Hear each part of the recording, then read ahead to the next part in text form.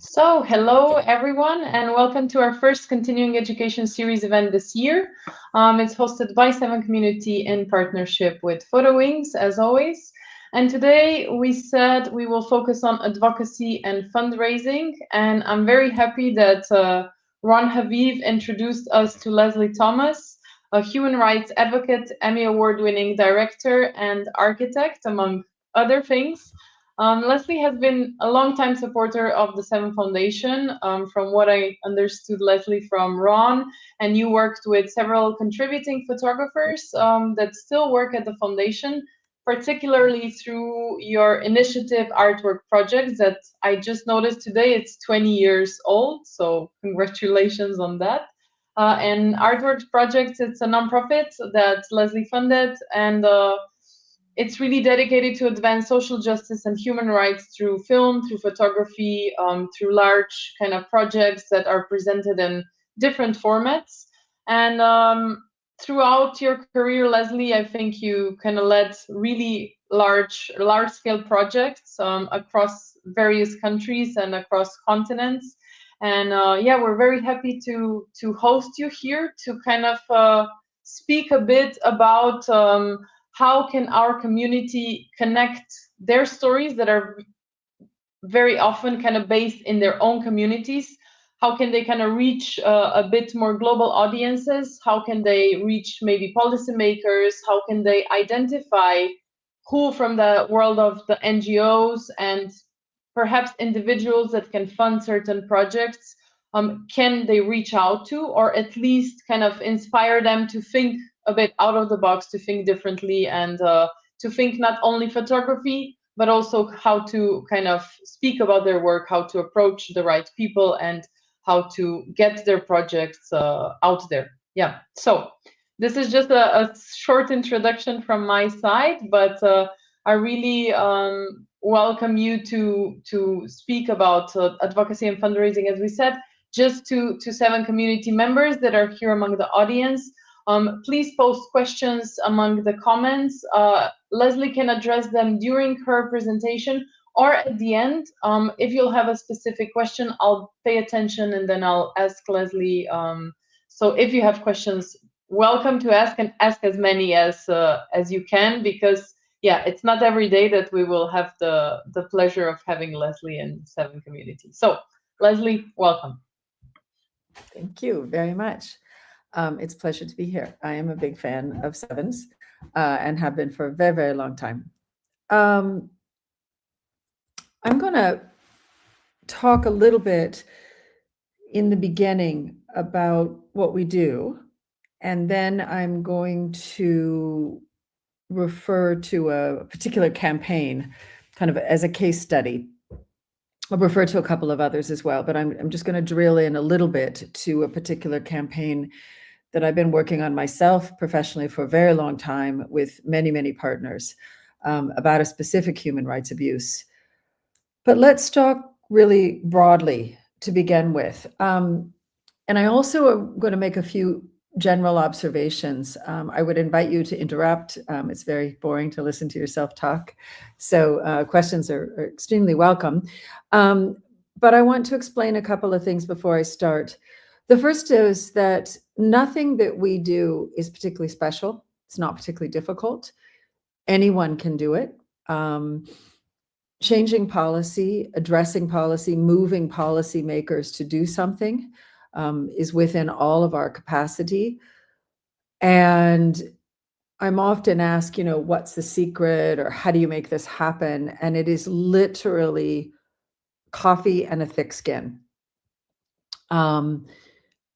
I'm completely addicted to coffee. I have a very thick skin. And when it comes to this kind of work, I would encourage others to do so, to do so as well.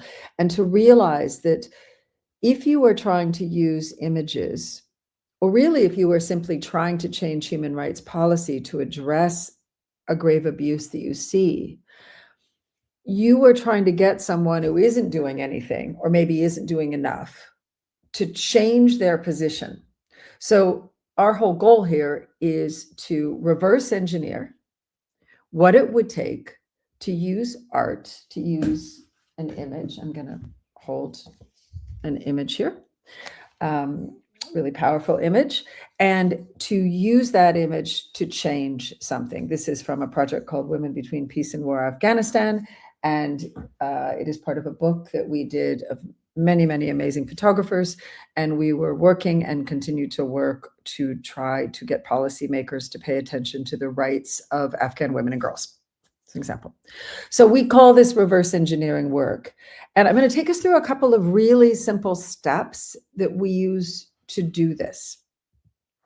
First one, it's really basic. It's the why. Why are we doing this work? As creative people, as image makers, as curators, as designers, I happen to be an architect and filmmaker and curator.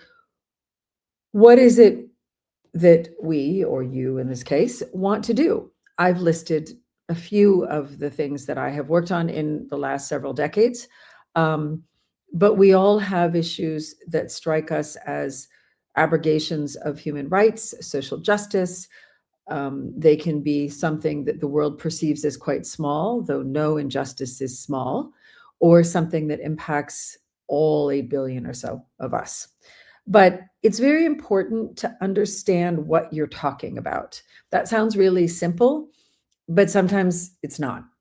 And because we're working on changing policy and getting the funding to do so, where funding is needed, which is generally needed, getting our language comfortable, understanding what we're saying, understanding how other people are hearing us when we talk, that's really key.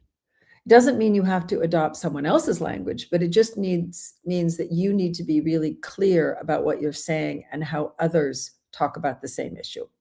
So I have listed a whole number of terrible things right here, from genocide to violence against civilians. The list goes on and on. Humans aren't always very nice to each other. Then there's the what. What is it about that issue that you would like to change? All too often, I get emails from people, and this is completely understandable, and they will say, I want to see an end to labor abuses. Okay. Really, really, really big topic. Or something incredibly narrow. I want to see an end of child labor over 40 hours a week with children who are allowed by current policy to work, but the amount that they're working means they can't go to school, and thus they will be stuck in this kind of job for the rest of their lives.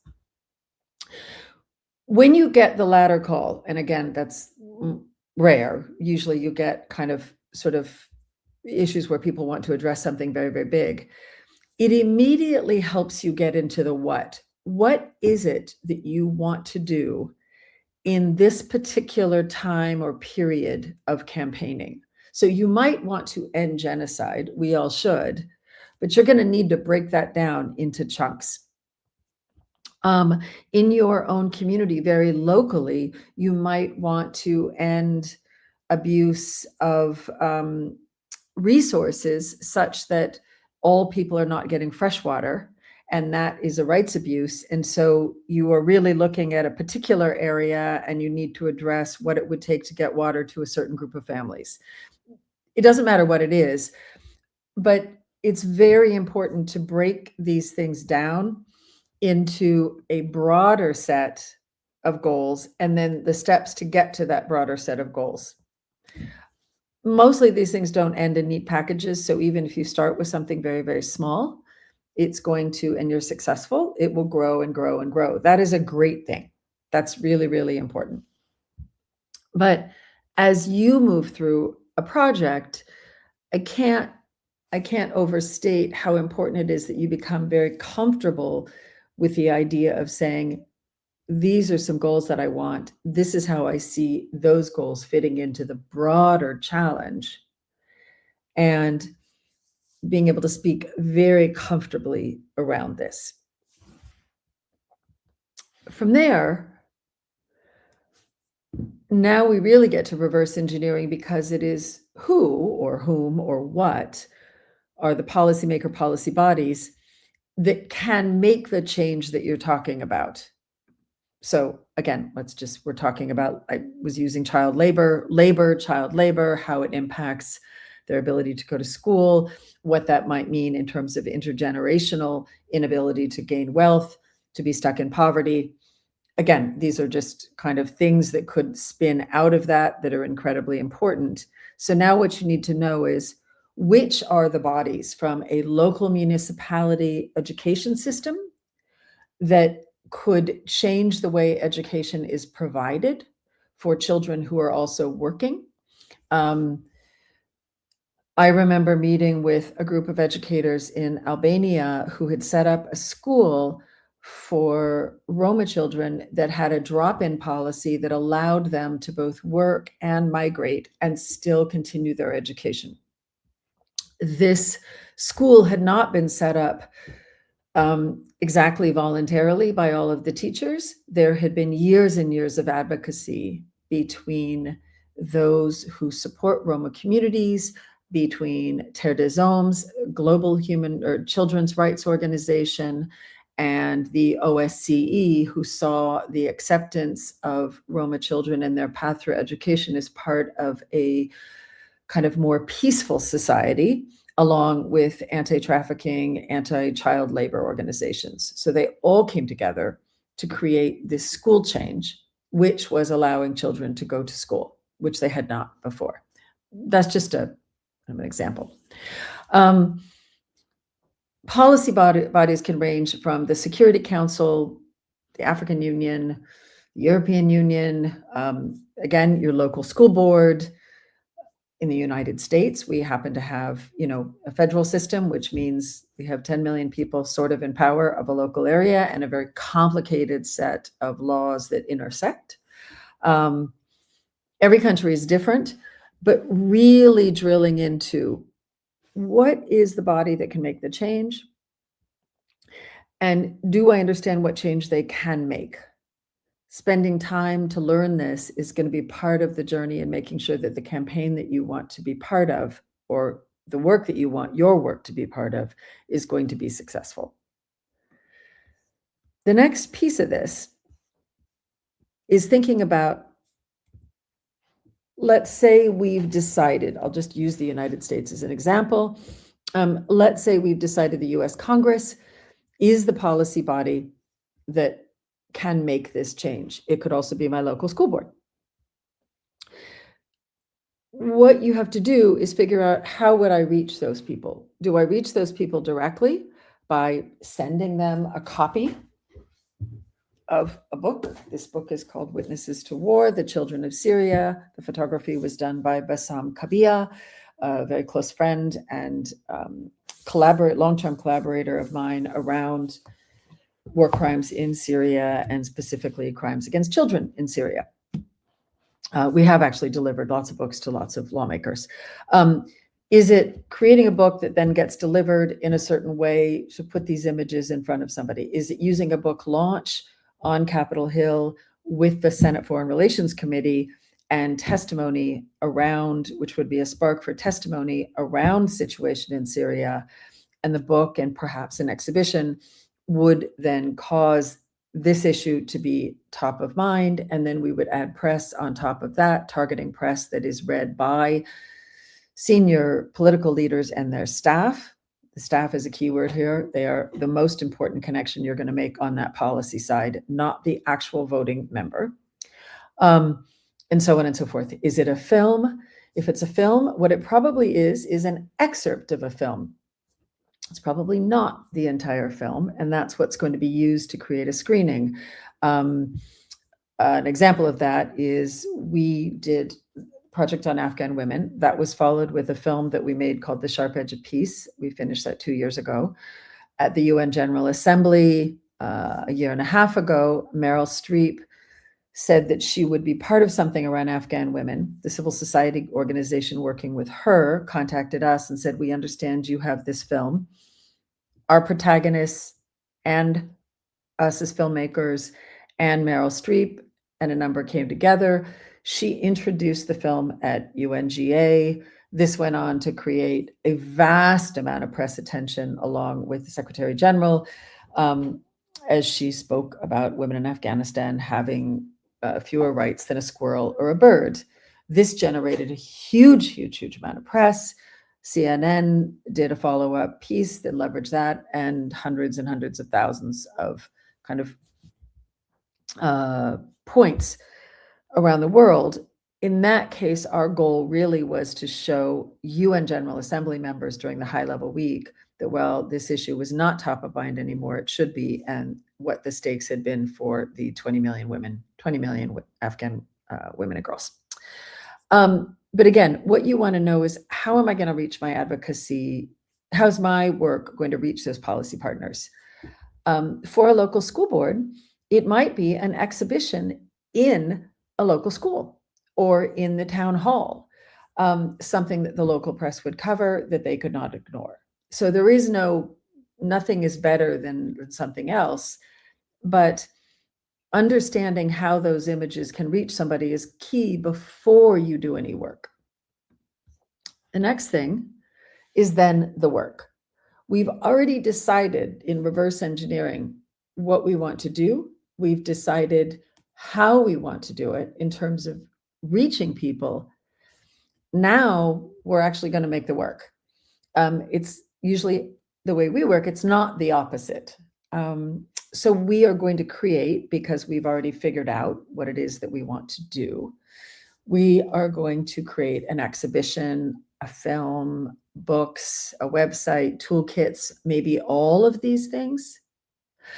And we're going to do them in a way that's designed to reach the people that we think can move the needle on the issue in the way that we want to reach them. So this is kind of a very targeted approach. First step that we use is to figure out who are the partners. When we have a screening at the International Criminal Court, or at the UN General Assembly, or in a community, I'm thinking of a project called Sanctuary and Sustenance that we did that was designed to promote welcome and lack of discrimination for migrating communities as they entered other communities in Europe. Who are the partners that will present the work? Who are the partners that will use the work most effectively to gather the policymakers and get them to pay attention and get them on record as needing to make change?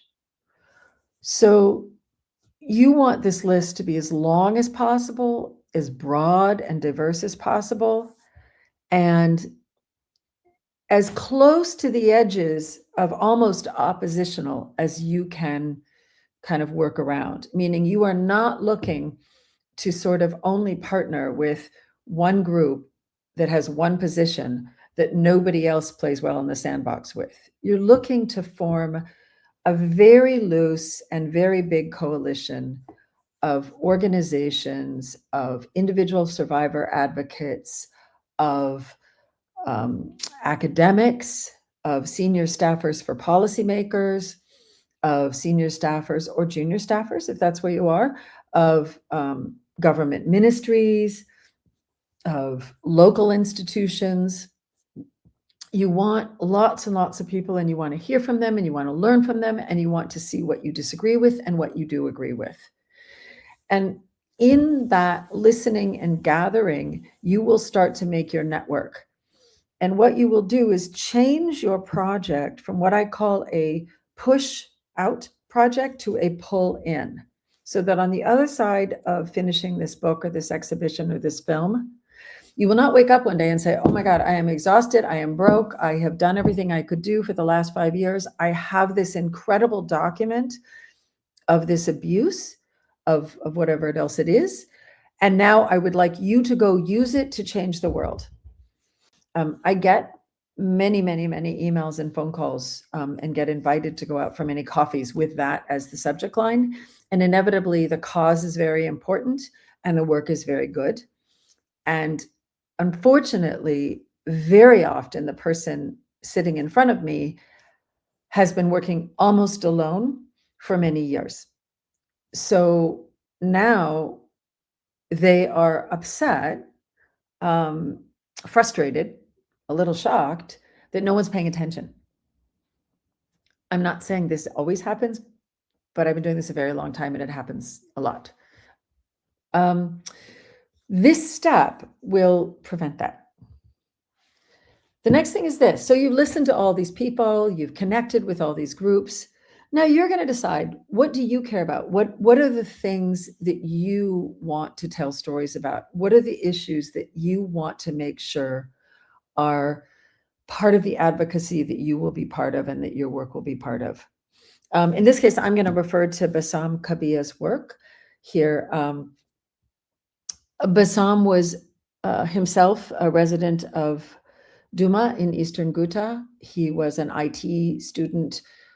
He was in Damascus, and when the Assad government began to put the siege together around eastern Ghouta and Duma, where his family lived, he had to make a decision about whether he would go back home, knowing that meant he would be stuck inside for indefinitely and subjected to bombing. He did not know this at the time, gassing, and all kinds of other things. He went home. He had always been a fan of photography and particularly photojournalism. And he happened to have a lot of those images on his computer. And he was watching professional photographers from outside of Syria document the conflict in the beginning. But as it became impossible for photographers to enter his area of siege, he finally picked up a camera, became self-taught photojournalists, and eventually uploaded those images to Reuters and became a Reuters photographer. Over several years, he made some unbelievably powerful images, won the Robert Capa Award, wasn't able to leave to accept it. And he and I became friends online when I saw his work in the New York Times and used it for multiple exhibitions, including on Capitol Hill, to advocate for support for Syrian civilians with government, US government.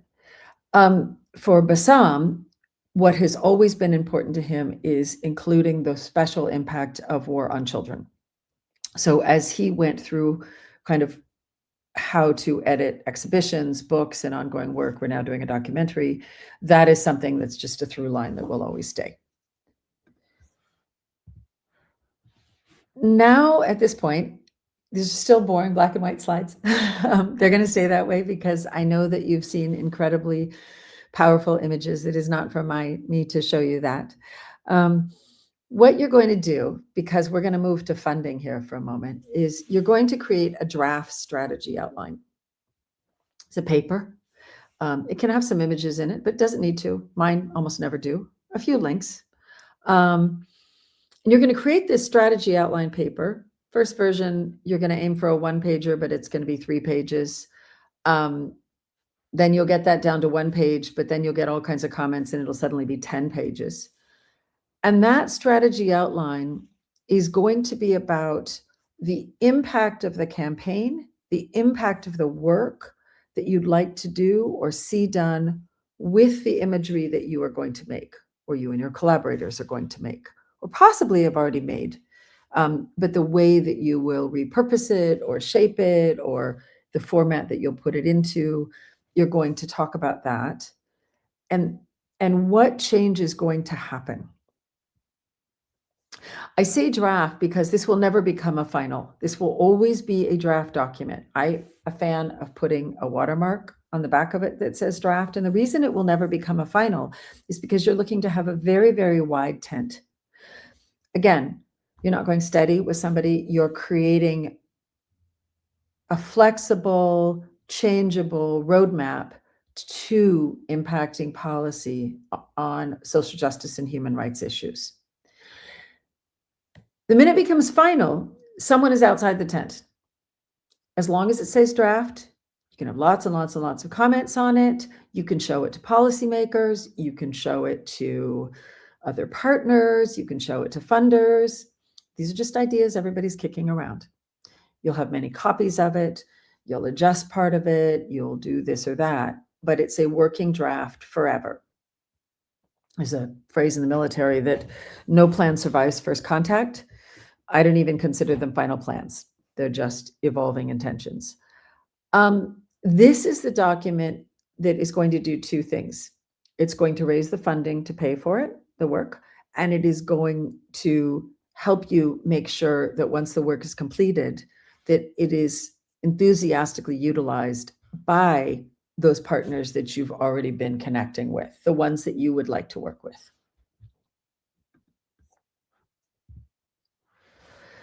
Now we're going to apply for funding. And I'm just going to acknowledge the bottom there. Depending on the issue and your personal politics, you may or may not want to apply for government funding. There's all kinds of reasons to say yes to that or no to that.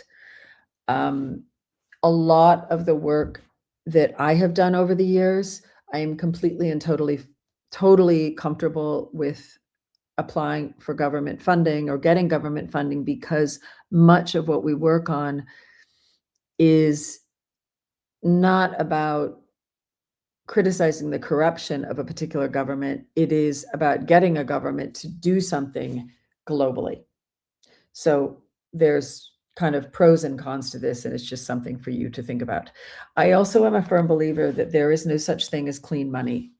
The world that we live in, all money, from my perspective, all funding either has at its root or in process the ability to have been created as wealth on the backs of humans inequitably, and definitely on the earth inequitably. So that is a piece that you're going to have to come to terms with in your way. Funding, in my experience, is far and away best secured from the kinds of foundations and government grants and individuals who are inclined to fund advocacy. I don't apply for, and the institutions, when I was at Artworks as the founder, and now Mira Studios, which we basically do the same thing. We tend to do it around films, documentary films, but the work is exactly the same. I don't apply for photo funds or film funds or sort of arts funds very often, like maybe 2% of the funding we've received over the years, and we have raised millions of dollars for this work, is from film funding or arts funding. What we do is apply for funding from folks who are already funding all the partners that we've met in the earlier steps of this process. Conveniently, when we write our application for that funding, we will know all of the jargon and the words that they use. We will know what they care about, because we've learned this in our conversations with these folks, as I was explaining earlier. Our campaign will already be tied together with the campaign and leverage the work of their other grantees. And we can do this while being completely independent, which is important, because we are getting funding directly from the same source. There have been times where advocacy organizations have had funding and provided that to us, and we are basically a subset of them. But I'm less comfortable with that, because with the best will in the world, there's still a question about independence. So that's, again, depends on the project.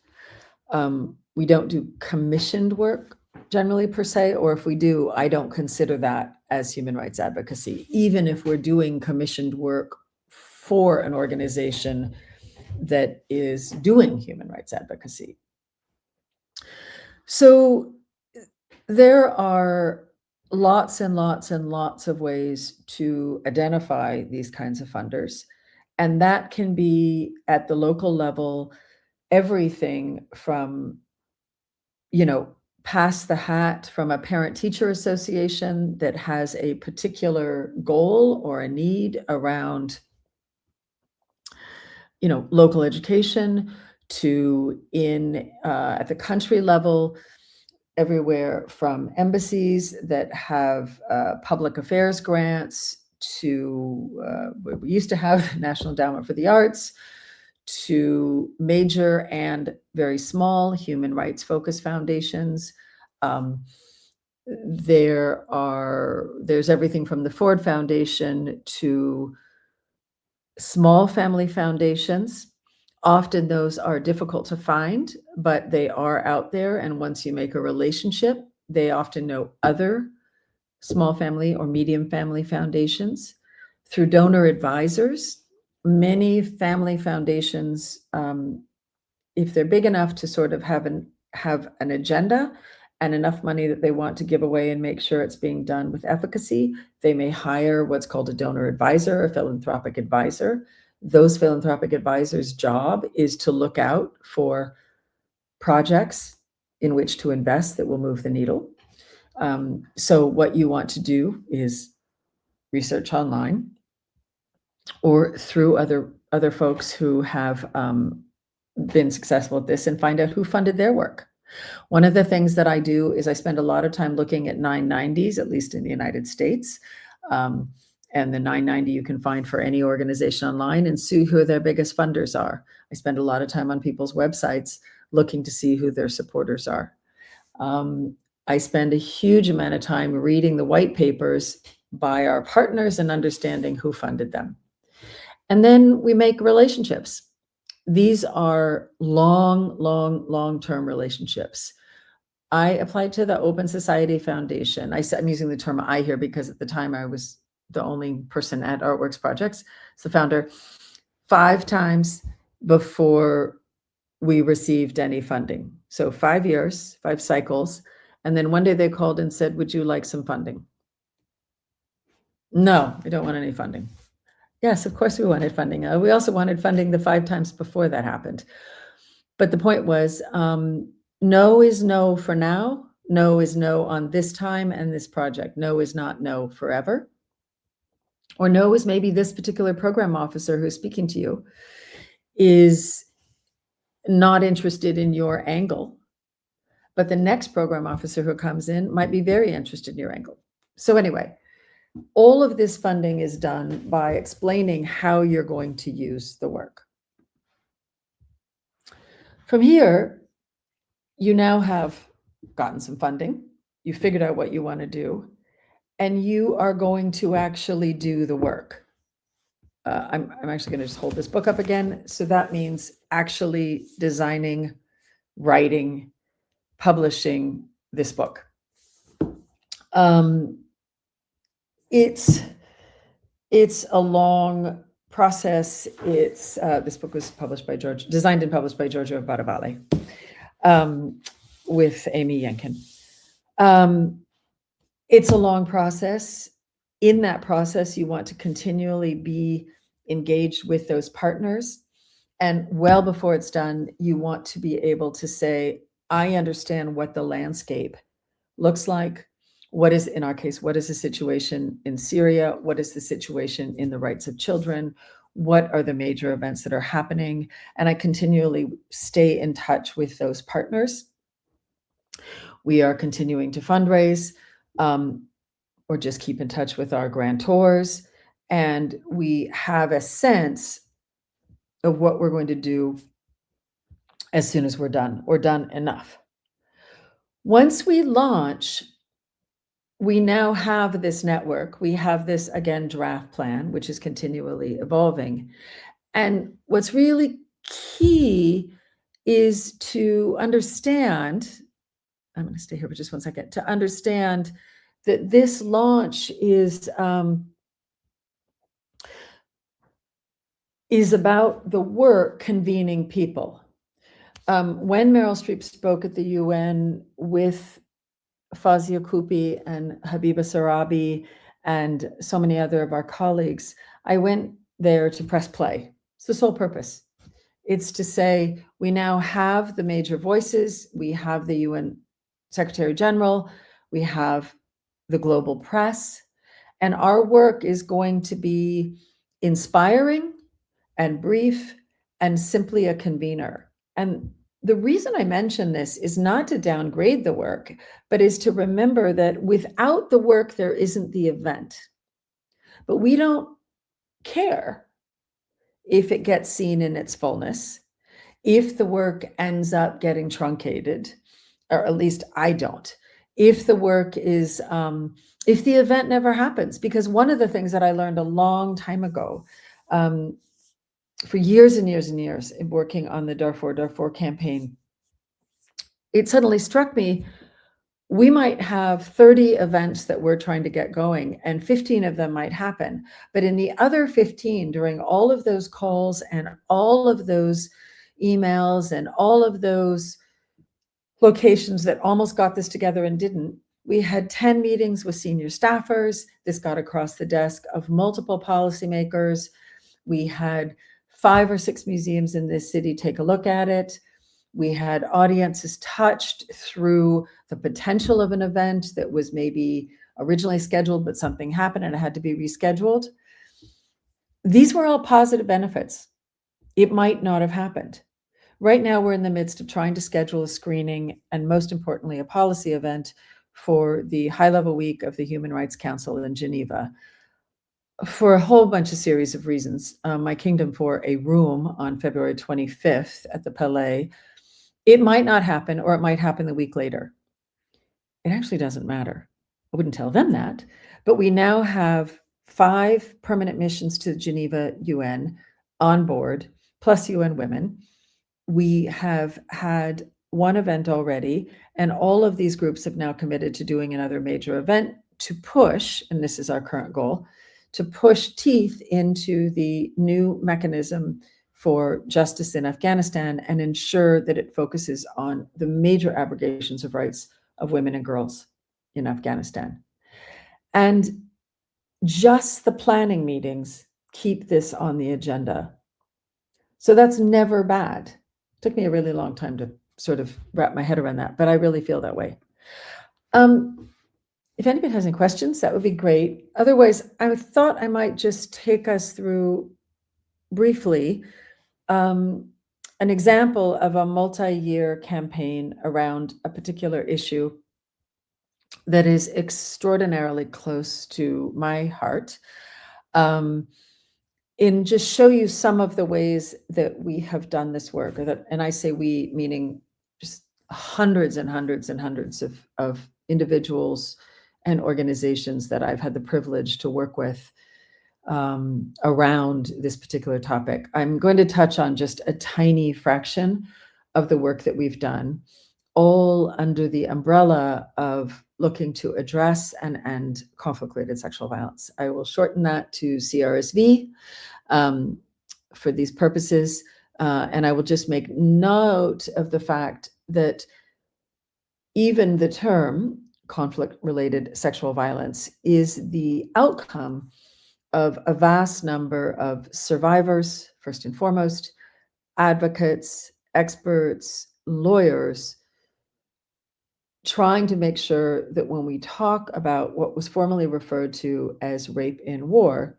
has enough accuracy to be helpful in advocacy and to honoring those who survive this or who are impacted and don't survive by this, because just that term rape is not appropriately inclusive of the broader crime. So it doesn't roll off the tongue, but this is what we say. So 20 years ago, when I met Ron Haviv and a number of others from Seven, which is a whole other story, we began to work on this idea of raising awareness of the genocide and a number of other related crimes that were happening in Sudan. And we came up with a project called Darfur.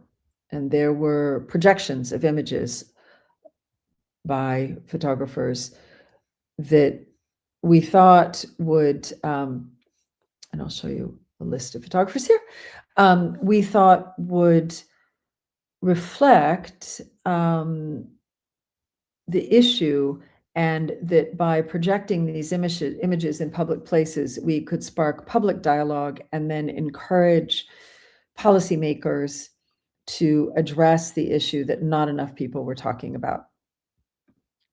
These projections, we didn't get much traction. I think I called like 100 museums and said, would you project these images on the outside of your building? It was a great pitch. It was, hi, you don't know me. I've never done this before. But we have this idea to project images of those in Sudan who are being impacted by this horrific conflict on the side of your building. Not a lot of takers. When the Holocaust Museum in Washington, D.C. said yes, it got picked up by the Washington Post and put above the fold. And that sparked a whole series of other folks wanting to take it. And we began to understand a little bit more about how to partner with civil society organizations, with policymakers, and to understand what the asks were.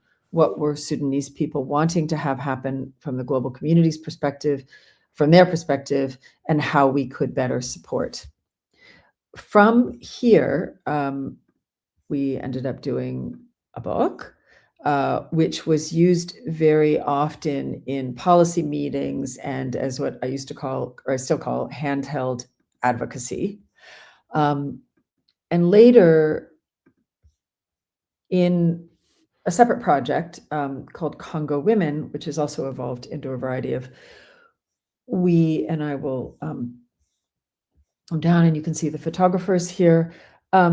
We did a whole series of photographs, policy installations, and other impact events to discuss the continuing challenges around conflict-related sexual violence, how it was used in Darfur, how it was used in Congo and globally, and working on different avenues of addressing this.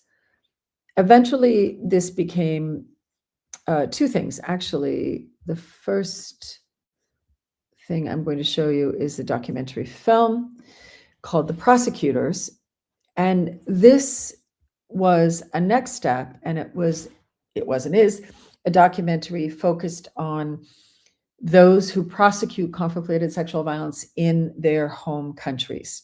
We followed prosecutors in Congo, Bosnia, and Colombia, and we watched how those countries have addressed the vast impunity.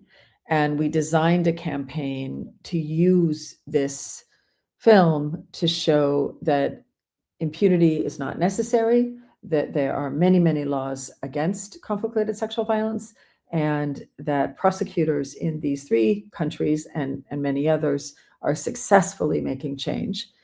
The ask there was to implement these laws and to support these kinds of prosecutors. We designed dozens and dozens and dozens, and still do, of events around using this, and partner with a wide number of organizations that are working to end. I'm actually just going to pull up this next step if I can. This kind of, I'll actually go to here. This screen, again, I know I promised a visually boring presentation, and I fear I have delivered, but this screen gives you a little bit of a sense of the scope of primarily policy and educational screenings that we have done with this film to date. A kind of example is launching with the UK Foreign Office, because the Preventing Sexual Violence initiative was a huge part of their foreign policy work. And this happened when they were leading the G7, and they announced that they believe that rape and other forms of sexual violence in war constitute global destabilization. So they were able to address that, and the film helped them tell this story as to how it can be addressed. So you'll notice things like the United Nations High Commission on Refugees, International Criminal Court, the UN in New York, the Denver Association of Prosecuting Attorneys Domestic Violence Conference. So using the film to look at domestic and gender-based violence in all kinds of settings. Chicago Council on Global Affairs, US Department of State. Sometimes we do just very private screenings. We just had a screening of our new Afghan film last year privately with the UK Foreign Office, the Malaysian Bar Association, Humanitarian Law Center in Serbia, and on and on and on and on. So I mention these as kind of ways in which you can create a set of tools and then start. Conflict-related sexual violence was part of the Darfur Project. It was the main topic of Congo Women. The prosecutors drilled into ending impunity, and then two of our collaborators, a Congolese filmmaker and a Congolese survivor advocate, came together, and we produced with them Letter to My Child from Rape, to sort of discuss, in her words, what it was that she wanted to specifically talk about as an outcome of conflict-related sexual violence. It is unique as a crime because it is the only crime that makes humans. So we perpetrate a crime upon someone, and then we sometimes force them to have a human, so that human was born from a crime. And unfortunately and tragically, sometimes there is stigma placed upon that human, which doubles down on this crime. We then were able to partner and have continued to partner with the movement to advocate alongside those born of CRSV. There also is, for some reason, they're having some problems pulling it up, so I won't, because it just spins. But in the process of all of this, we also became very interested in examining how it was we talk about CRSV, where the documentary, and I mean from journalists to still photographers to filmmakers, do or do not create damage in discussing CRSV, and how do we engage with this practice in true allyship. That launched into a partnership again with the British Foreign Office, who provided funding, and a journalist, Christina Lamb from the Sunday Times in London, and I got together. We were partnered with the DART Center in Europe and created something called Covering CRSV. And that was designed to help educate all of us about how we approach this work appropriately. It was done at the same time as something called the Murad Code for lawyers was developed, and another defining factor about how do we define this legally called Call It What It Is campaign. So those three campaigns were developed at the same time. So I just kind of described this. In doing this work, we've done everything from duct tape an exhibition to a series of trees in a small town, literally, to show it to members of the Security Council, to judges at the ICC, to have private screenings on a laptop with a battery, to show those we had the privilege of documenting in very small towns in Eastern Congo. And each one of those steps of the campaign is equally important. If we are working together, and if we have established how we want this to go and who we want our partnership with, kind of as we move forward.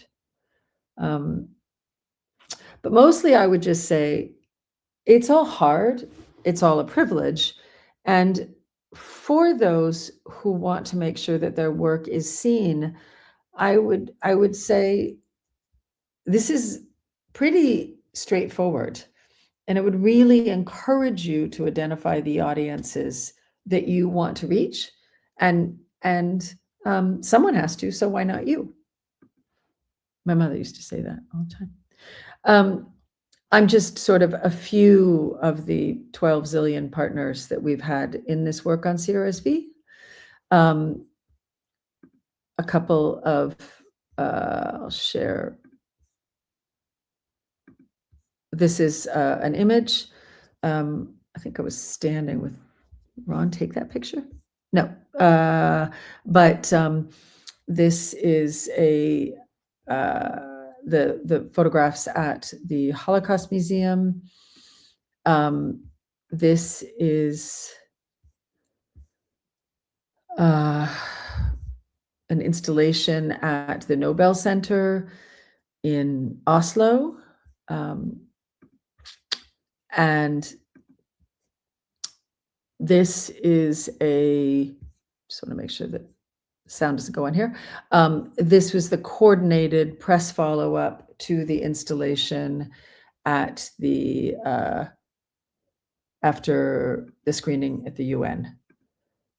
And this, more black words on white paper, this is an example, in our case, of what we were trying to do with the Congo Women exhibition. This is the outcome of a hearing. The hearing was generated because we called senior staffers on Capitol Hill and said we were working on this issue and we were hoping they would pay attention to it. And they said, well, actually, we'd really like to get a couple of senators to pay more attention. And if we could get this exhibition on the Hill, we can tie a hearing to the week of the exhibition. So it took us about 9 months to figure out how to get it finished, how to fund getting it there, how to program around it, having enough partners to do it, and to get the hearing to happen. But as a result, there was very positive outcome. There were millions of dollars invested in healthcare in Eastern Congo. There was an opportunity to put both the Darfur and the Congo's work in front of everyone on the subcommittee on Africa. And there was a massive focused press push in the DC bubble, which was our audience in that case, about the issue. So we felt very positive about it. It doesn't always work that smoothly. And it definitely was one of those things where you just have to keep slugging away at it because everyone else has another issue they're trying to get in front of the principal. But it is a classic example of our reverse engineering. So I think that kind of explains what it is that we have been doing and how we do it. And I hope it's been really helpful.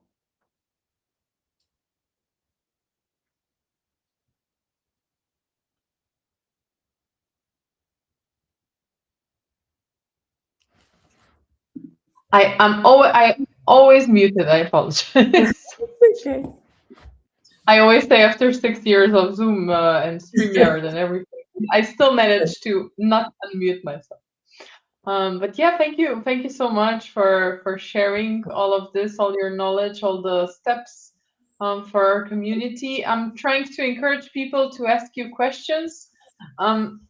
Because I know in the audience there are people with projects that fit kind of this topic and that would need your advice. Perhaps they will apply for the workshop that we have then in February with you as well.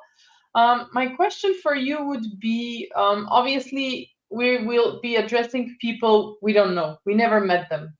And I know Susie Katz from Photo Wings, she always asks photographers, like when they photograph people that they don't know, how do they establish trust? But also, how do you kind of, when you approach people that you never met, how do you establish trust with them? How do you approach these people? I try very hard to figure out what it is that is a win for them.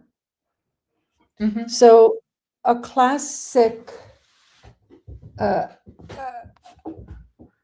trying to get this particular, I remember we were trying to get this Congo Women exhibition installed on Capitol Hill. It's not because as a little girl, what I wanted to do was design an exhibition around this topic and get it on Capitol Hill. It's because we felt that it would be useful because there was an incredible shortage of healthcare and other resources for women in Eastern Congo. And we felt that the US government could support. That was the purpose of this. And I went through the voting records, and I often do this, and figured out a couple of different senators who seemed to have the right intention, at least in time. One of them was from California.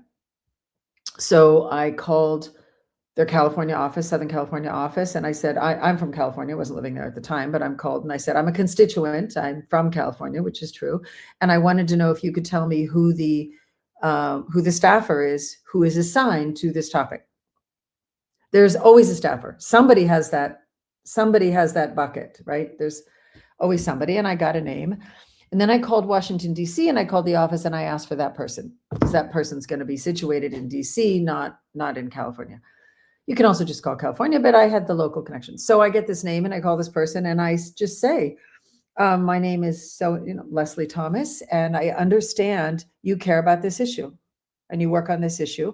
We have this project, and it might help you advance the topic that you're already working on. So everything is positioned is, I know that you care about this. We know that you care about this. We know that you've already done good work on it. And we're also working on it. We're already colleagues. We just haven't met. And we would love to see if we can leverage, the work we've been doing to advance your cause. 95% of the phone calls, the cold phone calls and the cold emails that I send say basically the same thing. They say that.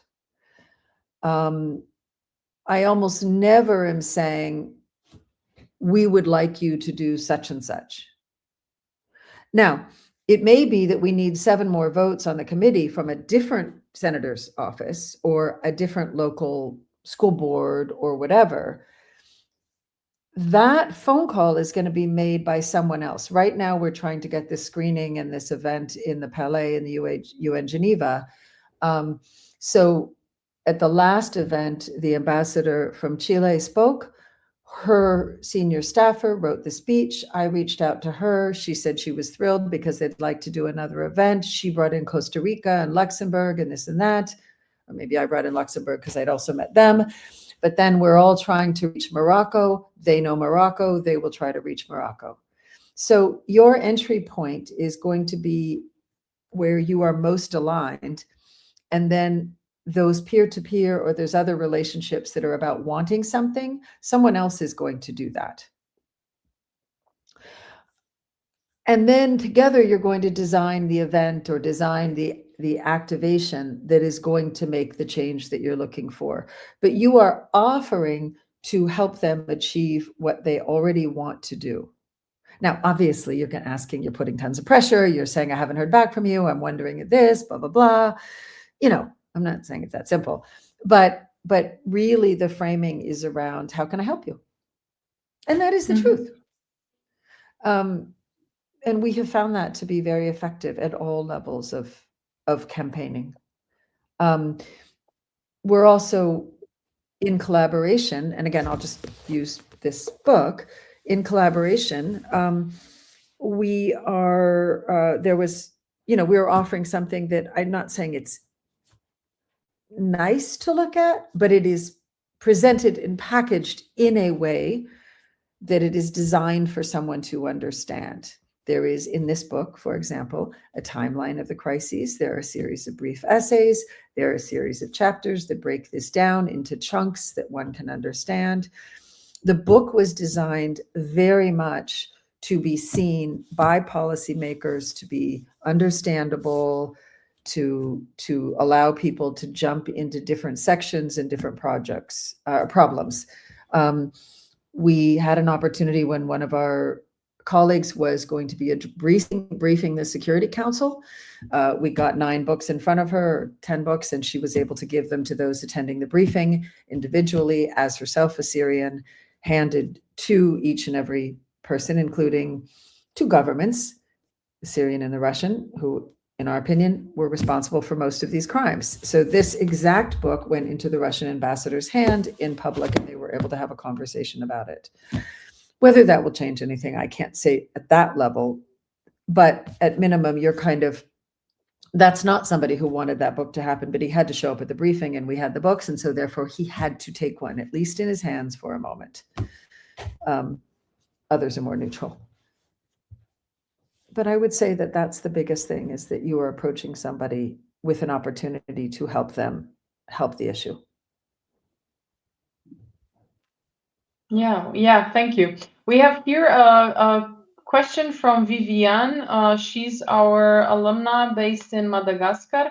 I just asked her a bit if I can explain her project. I'm not sure if she's speaking about the specific project, but she's saying that she's been facing rejection from people that she addresses, say that they already have photographs and that they have specific actions which are not aligned to her project. And they are saying they don't need any help. So how can she approach them, or who can she approach other than the people that she's approaching? Yeah. Viviane, I'm not sure if you want to write something specific also about the project, but later I will encourage you anyway to apply for the workshop, because I think your work is very fit for the workshop with Leslie. Yeah, sorry, Leslie. Oh, no, right. So again, if UNDP's focus is not on what Vivian's focus is on, then that's great. Now we know that, and they aren't one of the partners.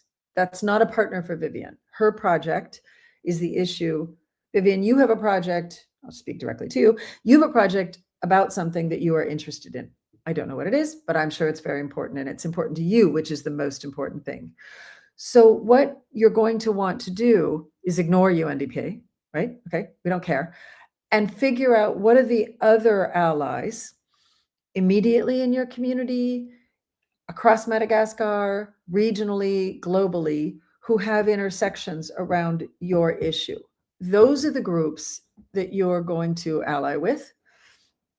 And you're going to figure out where your work could assist with their issues. If I knew what the issue was, I could probably be a little more specific, but I don't, which is fine. But you would then I can explain a little bit, just because I think, yeah, Viviane just put the thumbs up that I can explain briefly, but it's really the challenges that single mothers have in Madagascar. So like really economic hardship, not having the support of the community, also being young mothers, and women in Madagascar having on average more than 4 children. And if she stays a single mother, it's really difficult to survive, let's say. So this is kind of the challenge and the story that Viviane has been following for many years now. So, well, a couple of things. So a natural partner might be very different. I mean, UNDPA, that's fine. But depending on how these women normally would work, what is involved with that, you have a couple of issues. You have the ILO, you have UN Women in terms of policy, you have UNFPA in terms of how do we end up as single mothers? Do we have access to birth control? Do we have ways to take care of our own reproductive health? I say this with an I because I'm a woman, and so on and so forth. So there's a variety of partners within the UN. But again, what I think you're looking at is saying, let's find out who's already working on it. I've just listed 3 UN groups that might be. what are the other major advocacy organizations that are addressing these issues globally or regionally, and how is it that they're doing their work, and how can we partner with them to push this forward? And most importantly, what are the specific changes that you think need to be made? I just simply said, and this is from a completely uneducated position, are there issues on access to birth control? Are there issues on access to birth control? Are there issues on access to childcare? Is that the issue? Is there food support needed? Housing? What is it that, are there issues around safety of women? Because if these are women who are living in households without men, other than potentially their sons, is it a stigma issue? Are there not problems with the other issues, but there's stigmatization around being a single mother? Does that relate to having children out of wedlock or being a widow, or is that unrelated? So what we want to know is, what are the changes that need to be made? And then we can look and see who are the bodies or the policymakers who could work on changing them, and then how do we reach them? I have a million ideas about that, but it would need to be specific around, your project. Let me know if that makes any sense. Thank you, Leslie, for that. Yeah, Vivian, if you have further follow-up questions, just post them here. I think I'll just share then, because we're talking now already about a very concrete example. So I would just like to also share that Leslie will have a workshop for 7 Community on the 11th of February. And you still have 2 weeks to apply for the workshop. I'll just share a link here in our chat, so in the comments. Do apply in time, because usually this workshops are... Was there? Yes, it arrived. Okay, so we have another question from Pablo, but I'll just say for the workshop, please review what you need to submit. The focus will more be on a discussion about what kind of issue you want to address, how to address it, who are the stakeholders. You also need to submit 5 images, just so you know, if you have them, but it's not a must. If you'll have questions, obviously send me any questions that you might have. But now going to the question from Pablo Vergara from Brazil. So he's saying that he's been working on a new project in the heart of the Amazon. It's about illegal gold mining, and I would like to develop solid strategies for this project, which involve very active participation from the villages and communities. Could I email you to ask for your advice? I think, Pablo, I would say please apply for the workshop. Because also we love to learn from our peers. So if you can share this project in a workshop, I would be very happy, because it's a new project. Also, other people will get inspired and will kind of see the advice that Leslie will give. So I really encourage you to apply for the workshop. Okay, so perfect. So we're all set. That's great. That does sound like a very good. There's many angles around how that work can be used. I'd be very curious to see some of it and to understand. Again, how I'll use just something basic. I'm going to say this is going to sound very obvious.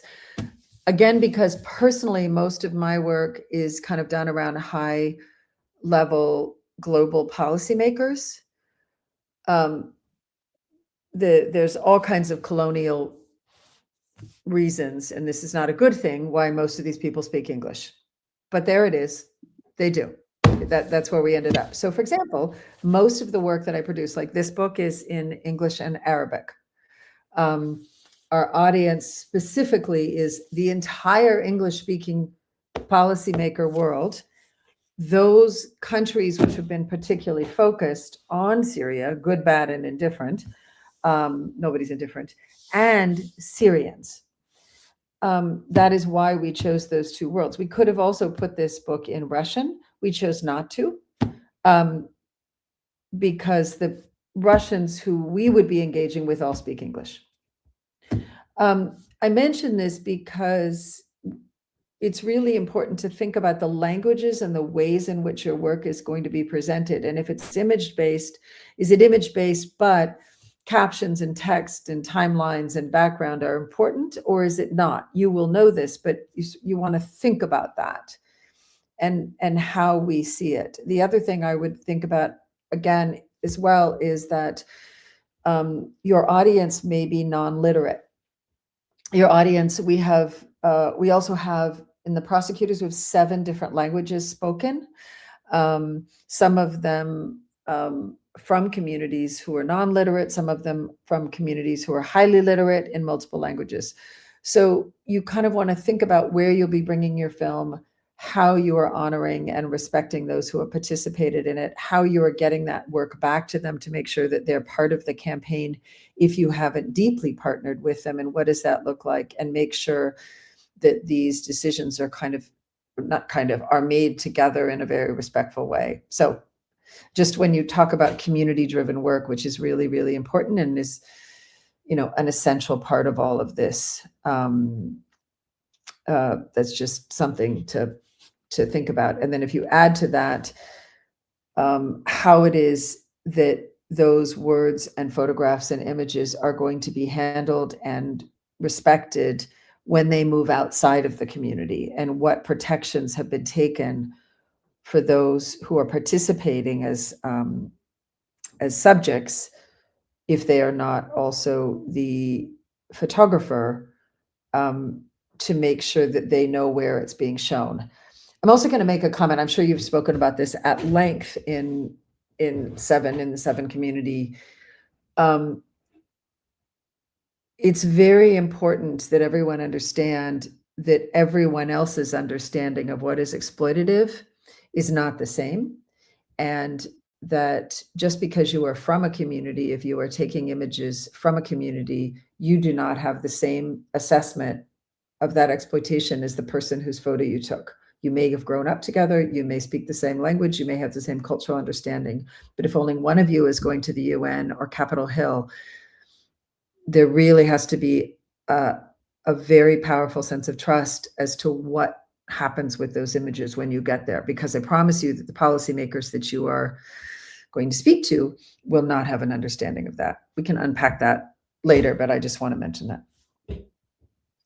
But this is very important. I think if you can elaborate a bit more on that, we don't speak enough about it, to be very honest. That the community, they do have some training on this in level 1 courses of the foundation, but I think it's very important to address. I'm sure that a lot of photographers also face with accusations that they are, even if they work in their communities, that they are exploiting sometimes these people. So what kind of protection or measures can a photographer take, or how can they approach this to not be perceived as such?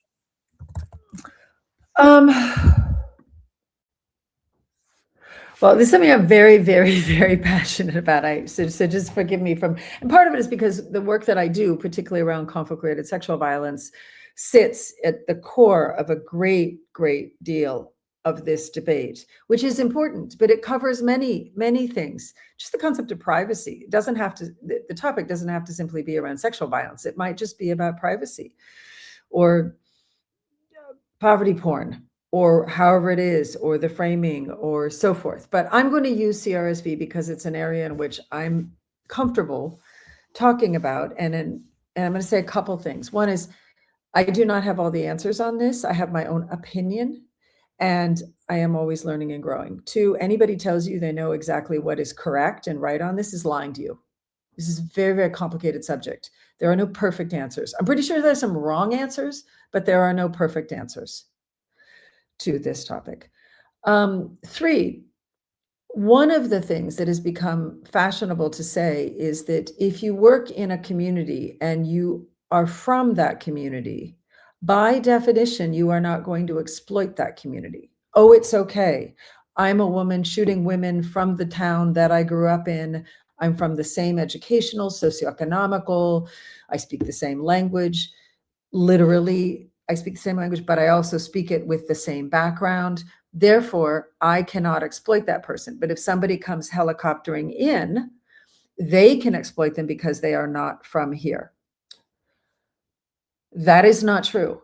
I have been many times in situations where a colleague was doing something in a community and their level of sort of casualness, or I'm sure it's fine, or this won't be a problem, or et cetera, or it's fine to pursue this line of questioning, or we can definitely show that because I'm from the same town and I know that's true, is dangerous. And in some ways it can be dangerous because they're so comfortable. They think that they know everything. And if you're from the outside, however you define outside, I'm not of that gender. I'm not of that color. I don't speak that language. I'm not of that faith. Outside, I'm not of that age. I made more money. I made less money. I was from the other side of the tracks. Other can be however you want to define other. But being the same doesn't mean you 100% know. So for us, it's truly about the time and energy that you spend with those who participate in your work as subjects to make sure they understand where these documents are going. I'm a big believer in what the Dart Center calls evolving consent, not informed consent. And I can't remember the other term, sort of evolving consent, but meaningful consent is what they used. Evolving and meaningful consent, I guess, is sort of how I think about it. We take a lot of financial risks in that we are very, very open to somebody changing their mind. I don't care that I took a picture of you or we put you in a film. I wouldn't normally have taken the picture because I'm not a photographer, but I do shoot sometimes in our films and I work with many, many, many camera people. And if somebody wants out, pretty much they're out. They may have signed something, but I'm not going to hold you to it. And we are very open with our funders and our partners that these things can happen. I also think that I have made mistakes in the past, and there are photographs I would have not put in exhibitions, and there are scenes I might not have shot. I'm pretty good with what has gone into the movies in the end because we have many, many, many reviews in our filming and in our editing process. But we have cracked open many scenes when we thought they were done and pulled them out. I do hear in workshops, I'm often asked to speak from young filmmakers or others who say, but I spent all this money, or I took the grant money, or I did this and this, and now I'm stuck. And my response to that is, at the end of the day, you have only yourself to look at in the mirror. You have to be confident that what you did is right. You do not care what the funder said. You'll find another way. So, but I would just say, question yourself. Know that there is no perfect answer. When in doubt, speak more, talk more, have more conversations with those that you're engaging to, and go back and show the work and try very, very hard to do that early building of partnership such that everyone feels very, very good about the decisions that I've made. I'm going to give you an example.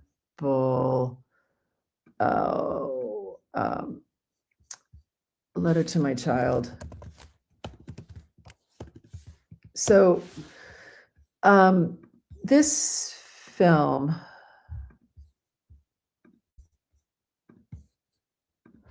this is a woman named Desange Kabul. Desange is in the film The Prosecutors.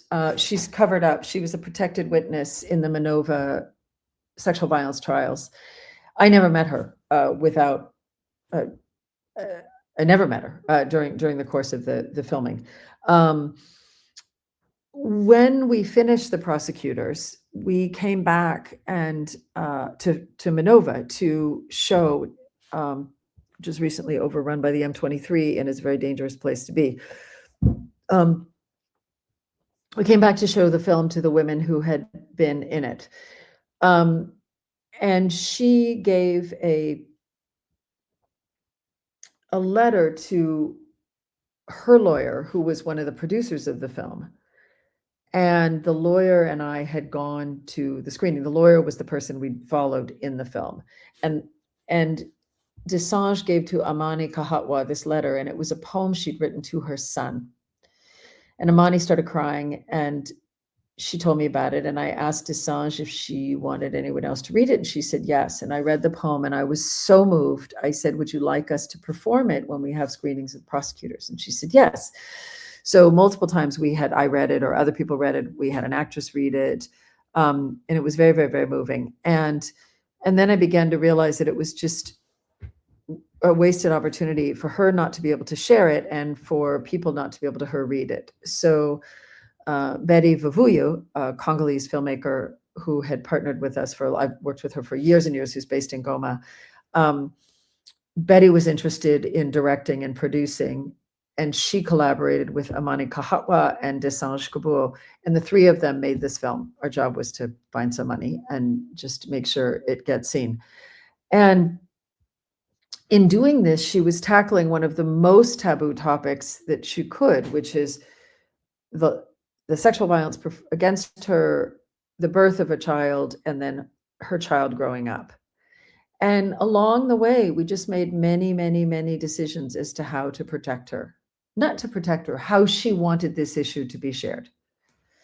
So I would just say that's an example of how this work can be done together. And I've been with her when we've shown it. I've stood with her when she's read it. But that came from just collaborating on the journey. Yeah, and I think for all our photographers, it's very important to identify all those people that they can collaborate with, because obviously, yeah, photography is probably one of the best media to show the issues and the challenges. But yeah, you need other people. You need, as Leslie, you say, you always need other people. Also, like this, my question would also be deciding on how to present your project, or what form. Is it a book? Is it a film? You will probably always need to make these decisions together with other people that know how certain projects what kind of shape the project can take. Yeah. What is useful? I mean, if what you're trying to do is reach people at a series of events that are 30 minutes long, a 90-minute movie will not help you, or a really expensive, complicated exhibition, but maybe a set of posters would be useful, or a website, or a book you can hand that's very inexpensive, or a 5-minute film, or, I mean, there's lots of ways to answer that question.